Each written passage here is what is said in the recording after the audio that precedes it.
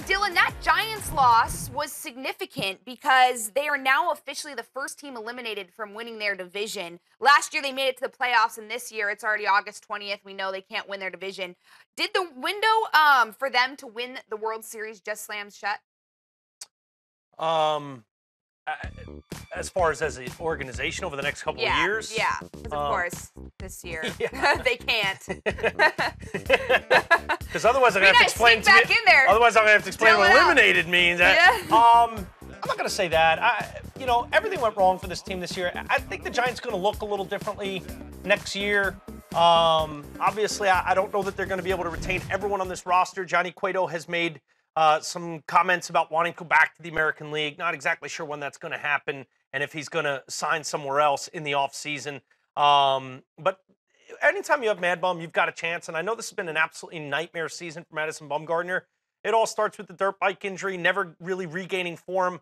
But he is such a competitive dude. I would not write him off for an NL Cy Young next year. I'm sure he's going to be chomping at the bit to come into the 2018 season as in shape as possible, as fired up and locked in to have a great 2018 campaign.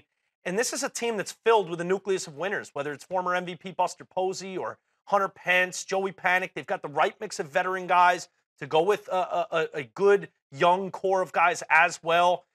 I don't love their chances because of how awesome the Dodgers look all of a sudden, and the Dodgers have been gaining and gaining to get to this point, but not sure if the Dodgers are going to be able to keep Yu Darvish, what's going to happen with that. But I think the Dodgers have to be your favorite. The Diamondbacks have gotten really, really good pretty quickly with the emergence of Zach Greinke living up to that big contract they gave him. It's going to be a tough division to win, but I'm not going to say that just because of this terrible season the Giants have had. Let's just face it, this is probably the most disappointing team in all of baseball. I had this team winning the World Series. That's how, number one, stupid I am, but number two... Before the Mad Bum injury, though.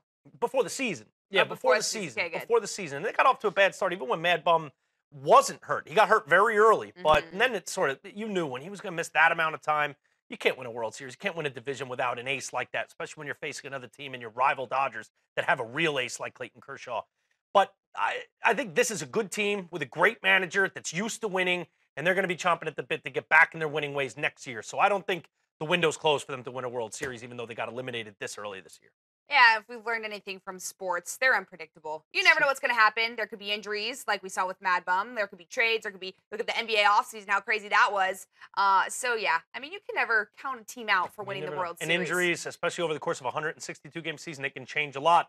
That Mad Bum injury opened things up for the Dodgers and Diamondbacks and Rockies. The same thing could happen next year with Kershaw or Greinke or someone else in the NL West.